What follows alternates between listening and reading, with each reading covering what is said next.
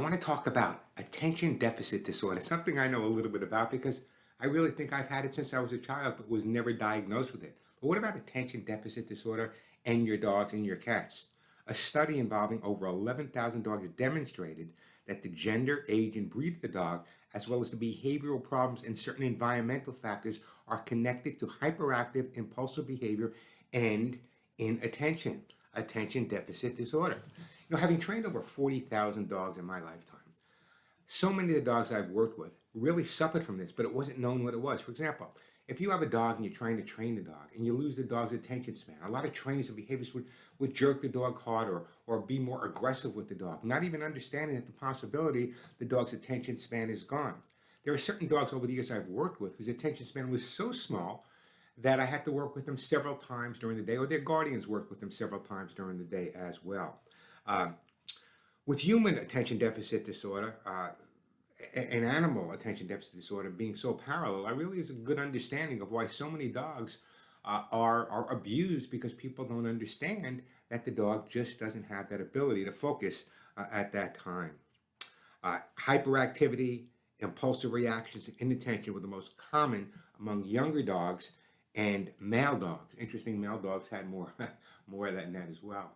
So one of the things that always concerns me when I'm training a dog is, you read books and you watch TV, and almost all the dogs are trained the same way. This is how you do it. You do it with this dog, and this is how you do it with this dog.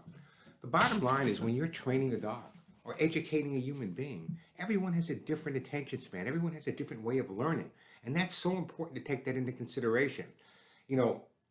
A vast majority of dogs wind up at shelters across the country based on the fact they have behavior issues. They're aggressive, they're this, they're that, the other thing. But I think if people would spend more time understanding things like attention deficit disorder, and that our dogs have been living alongside of us since we've been walking upright, they'd understand that there are psychological and emotional issues with our dogs just like there are with us. Dogs who spend more time alone at home daily were more hyperactive, impulsive, and inattentive than dogs who spent less time on their own.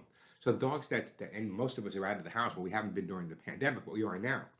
Hyperactivity, impulsivity on the other hand, and good concentration on the other hand are common in breeds bred for work.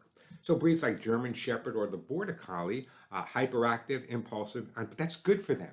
That's good for those dogs. That's what they have to do. The findings suggest that part of the dog's brain, part of the human brain, pretty much run the same way. So here's what I want to leave you with. If you really are confused, or you're working with a dog and you're not getting the results that you want to get, or you think that the dog is just not wanting to respond, maybe there's more to it. When I was in high school, I graduated at the bottom of my class. College, I did incredibly well. I just didn't have the attention span that they needed in high school. In college, my attention span was mine. If I could study here, I could study a little there. But in high school, I didn't have that opportunity. So I really didn't do well in high school. So if you have a dog that somebody said, well, can't be trained, he's hyperactive, he's impulsive, he's this, that, the other thing, that may not be the problem at all.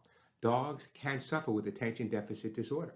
Not a big problem if you understand that these dogs have to be treated a different way. I think that's the most important thing here. If you have a dog, and I think what separates me from the rest of the pack, no pun intended, you know what I think about pack animals, is that I've never, ever, in all the years, said that this is the way you train a dog.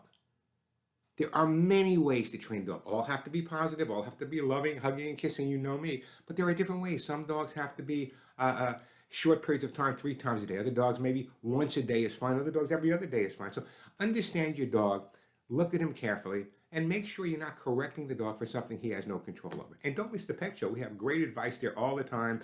Dogs with attention deficit disorder, something we don't talk about often, something I don't think I've heard other trainers talk about, but it's something you as a good pet guardian need to understand. See you on the pet show.